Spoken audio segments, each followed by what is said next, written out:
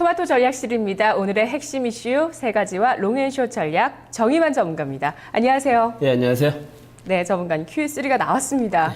네, 게시판에서는 야간 선물에서 그 호가창 보고 그 양적 완화의 위력을 느꼈다고 하는데요. 네, 오늘 시장은 상대적으로 좀 기대감이 커지고 있습니다. 네. 근데 이제 과연 이 유동성 장세의 랠리가 어디까지 이어질지. 근데 그렇죠. 올라갈수록 좀 저항에 부딪히는 자리가 좀 많이 있기 때문에 또 금요일이란 특성도 좀 간과를 하지 못하는 그런 순간이기 때문에 좀 지속적으로 좀 봐야 될 것 같습니다. 네, 정의만 전문가가 뽑은 세 가지 이슈 보시죠.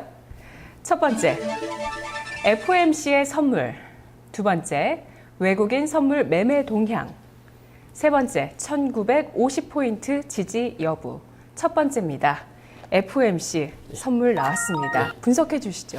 네, 일단 FOMC가 QE3를 시행한다라고 얘기했습니다. 이제 네. 크게 나누면 세 가지 정도로 좀 얘기를 나눌 수가 있는데, 일단 매달 모기지 증권을 매월 400억 달러 규모의 모기지 증권을 매입한다라는 부분이죠. 결국 그 주택 시장이 지금 호전세를 보이고 있지만 그 속도가 느리다라는 측면. 그러니까 주택 시장의 안정을 위해서 무제한으로 모기지 채권을 매입한다. 또한 오퍼레이션 트위스트도 올해 말까지 연장을 하면서 총 매달 850억 달러의 어떤 채권을 매입한다는 부분이죠. 결국 유동성 확대의 어떤 극대화로 좀 판단이 서고 있기 때문에 시장은 유동성 장세의 어떤 랠리가 좀 형성이 될 거로 보여지고요.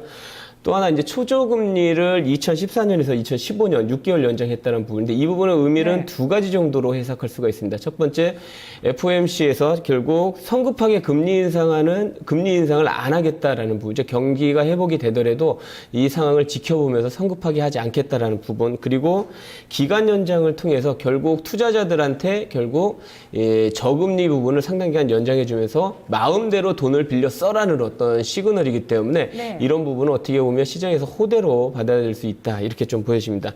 또한 이제 가장 핵심적인 부분인데요.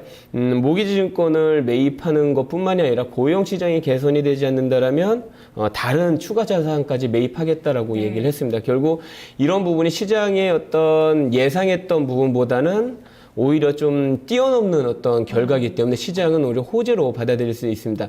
결국 시장에 예측했던 부분은 이제 요번에 같은 경우는 이제 QE3보다는 경기부양책이라든지 지준율 인하 쪽에 무게가 실렸었는데 QE3를 시행을 함으로써 오히려 시장은 기대감이 형성이 좀 되고 있다는 부분.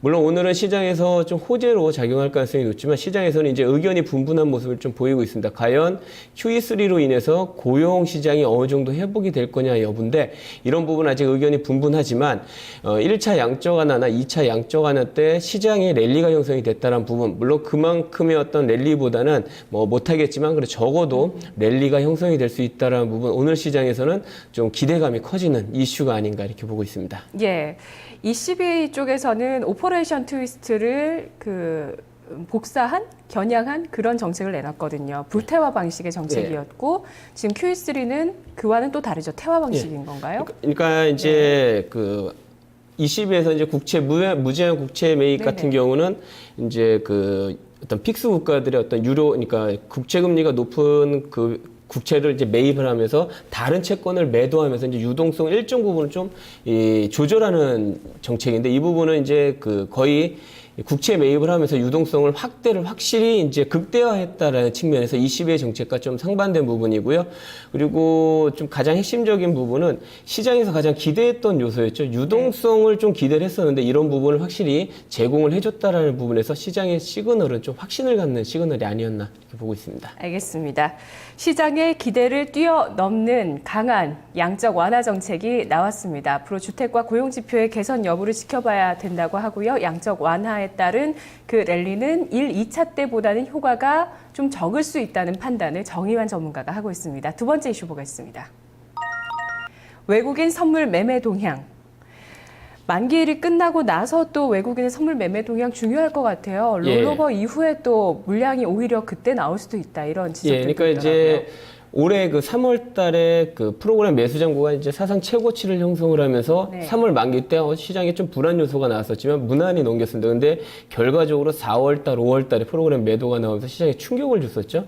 결국 이런 부분은 계속적으로 좀 생각을 해 보셔야 될 것 같습니다. 그 부분의 가장 핵심은 외국인 선물 매매 동향에 있다라는 부분이죠. 네. 프로그램의 어떤 잔고가 순조롭게 이제 롤오버가 진행이 됐습니다. 근데 최근에 외국인 선물 매매가 이제 지수의 영향력이 좀 상대적으로 커졌다라는 부분인데요. 그 부분을 좀 차트로 좀 표를 보시게 되면요. 네. 외국인의 어떤 선물 매매, 그러니까 매수와 코스피 등락률 표를 잠시 보시게 되면요. 지금 보시면 8월 21일부터 어제까지 봤을 때 외국인이 선물 매수하면 지수는 상승을 했고 네. 그리고 매도를 하면 지수가 하락을 했습니다. 그게 한 18번 중에서 2번 정도는 좀 반대 형상이 나왔지만 거의 지금 90% 이상이 외국인 선물 매매 동향하고 일치한다는 부분이죠. 그렇다면 향후 증시 같은 경우도 프로그램까지 같이 연계된 모습을 본다라면 적어도 외국인이 매도를 하면 시장은 다소 상승에 힘이 들겠다. 그리고 오늘 같은 경우 만약에 외국인들이 선물 매수까지 동참한다라면 시장의 방향성은 좀 더 강하게 나올 수 있다라는 부분을 좀 예상을 할 수 있기 때문에 지속적으로 외국인 선물 매매 동향을 좀 보셔야 될 것 같습니다. 그 부분은 프로그램과 같이 연계됐기 때문에 네. 결국은 지속적으로 볼 수밖에 없는 거고 또 하나 이제 핵심적으로 볼 수 있는 부분은 지금 FOMC의 어떤 이 QE3로 해서 시장의 기대감이 형성이 됐지만 이후에는 이제 어떤 모멘텀이 없다라는 부분이죠. 기대감이 좀 어느 정도 사라질 수 있다는 측면. 결국 이제 수급적으로 갈 수밖에 없는 상황인데 이 부분의 어떤 키는 외국인이 지고 있습니다. 결국 외국인 선물 매매 동향을 보시면서 시장을 판단하신다라면 조금 더 효과적으로 좀 판단하지 않을까 이렇게 보고 있습니다. 예. 돈 같은 경우도 물과 같은 부분이 높은 데서 낮은 데로 흐른다. 그래서 좀 가기 쉬운 곳으로 흘러간다라고 얘기를 하더라고요. 그런 의미에서 뭐 상품 시장이라든지 가장 먼저 이 양적 완화 정책이 나왔을 때 자금들이 글로 이동할 가능성에 대해서 좀 보는 전문가도 있던데 위험 자산 선호 현상이 바로 나타나는지 여부도 또 하나의 관전 포인트가 될까요? 외국인에 그렇죠. 왜 그러냐면 지금 그 미국 시장을 보시면 달러 가치가 떨어졌다는 부분이죠. 그럼 네. 달러 가치가 떨어졌다라는 거는 또 뭘 얘기를 할까요? 원화 가치가 상승한다. 즉 원화 가치가 상승한다는 건 외부에서 자금이 유입이 된다는 거죠. 결국 이 외국인들이 보는 시각은 한국도 안전자산은 아니거든요. 결국 그렇다면 한국 시장에 자금이 유입이 된다는 부분은 결국 시장의 긍정적인 요소로 나올 가능성이 높다 이렇게 보여지고요. 결국 한국 시장에 자금이 들어온다는 부분, 주식시장에서도 일부분 자금이 들어온다는 부분이기 때문에 우리나라 증시에는 어느 정도 긍정적인 효과가 나올 수 있다 이렇게 보고 있습니다. 알겠습니다. 외국인의 선물 동향, 매도가 나타나는지 확인해 보시기 바랍니다. 세 번째입니다. 1950포인트 지지 여부. 이걸 딛고 이제 어디까지 올라가느냐가 중요한 건가요? 예, 어제까지만 해도 이제 이걸 딱 보면서 1950선은 저항이 되겠다라고 생각을 했습니다. 이제 미국 시장이 장 초반에 보면은 거의 뭐 강보합 수준에서 움직였거든요. 그래서 네. 이제 아침에 눈을 뜨고 보니까 급등을 했더라고요. 그래서 이제 좀 수정을 해야 되지 않나 싶었어요. 왜냐하면 표를 보시면 지난해 하반기 때부터 계속적으로 이어온 저항대죠. 추세선의 어떤 상단에서 계속 저항을 맞는 모습을 보여줬습니다.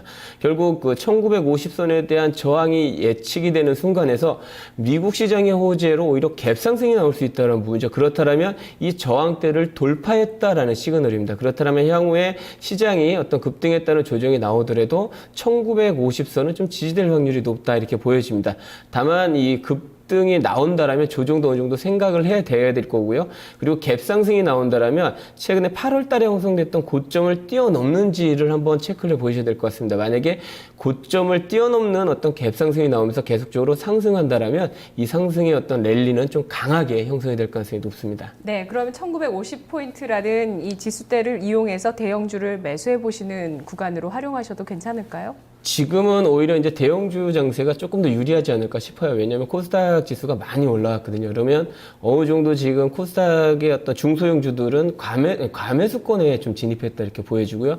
그리고 일부 대형 종목을 좀 제외한다면 대부분 우량주들은 지금 어느 정도 가격 메리트라든지 밸류에이션 매력이 부각이 될 수 있기 때문에 오히려 대형주 중심의 장세가 조금 더 이어지지 않을까 이렇게 보고 있습니다. 1950 부근에서 매수해봐도 괜찮습니까? 일단 좀 종목마다 틀릴 겁니다. 근데 그 부분은 이제 좀 봐야 되겠지만 네. 지금 유동성 장세를 본다라면은 결국 그 트로이카죠. 결국 이제 증권, 건설 뭐 이런 쪽으로 매수를 하신다라면 괜찮은 수익이 나오지 않을까 이렇게 보고 있습니다. 알겠습니다. 롱앤숏 전략 기준 말씀해 주시죠. 네, 유동성 확대 쪽에 초점을 맞춰야 될 것 같습니다. 그 전까지만 해도 이제 1900선 이하에서는 뭐 화학이라든지 자동차 쪽으로 매수하자라고 얘기를 해드렸었는데 결국 이제 유동성 확대 장세가 형성이 되면서 결국 트로이카 관련주들, 증권, 건설, 은행 쪽에 매기가 쏠릴 가능성이 높다라는 점, 특히 최근에 증권, 건설 쪽이 시장에서 소외됐다라는 부분이죠. 결국 이런 부분 때문에 오히려 증권, 건설 쪽이 좀 강세가 형성이 될 수 있다 이렇게 보여집니다. 결국 시장은 어떤 매수 전략은 상대적으로 좀 많이 상승했던 종목보다는 상대적으로 최근에 소외되면서 바닥을 좀 다졌던 종목군으로 접근하시는 게 조금 더 안정성이 높지 않을까 이렇게 보고 있습니다. 네, 투자자 여러분께서 이제 1950선을 저항으로 생각하시고 어느 정도 차익 실현하시고 현금 가지고 계시는 분들, 네. 또 이 장이 살 기회를 주지 않는 장이 되진 않을까가 걱정이 되실 것 같습니다. 종목별로 좀 의견 전략은 다르다고 하셨는데 오늘 또 갭상승 나오면 어떤 종목을 살까 고민될 것 같아요. 지금 상황에서는 이제 현대제철을 좀 추천을 해드리겠습니다. 현대제철 같은 경우 최근에 주가가 좀 많이 못 올라왔습니다. 근데 밸류 예상 부담도 좀 높고요. 이제 미국의 QE3 이외에도 향후에 중국 경기 부양책에 대한 부분도 수혜가 좀 예상이 되고 있고요. 그리고 뭐 향후에 고로 3기 완공으로 인해서 규모의 어떤 경제 달성 가능성도 있기 때문에 현재 어떤 실적 부분 본다라면 퍼 한 9배 정도, PBR 0.8배 수준이기 때문에 밸류에이션 매력도 좀 충분하다 이렇게 보여집니다. 일단 현재 그 87,000원 정도 전후에서 매수하시면 좋을 것 같고요. 목표가 10만 원, 손절가 8만 원을 제시해 드리겠습니다. 네, 매수가 어제 종가 부근이네요. 분석 고맙습니다. 네, 감사합니다.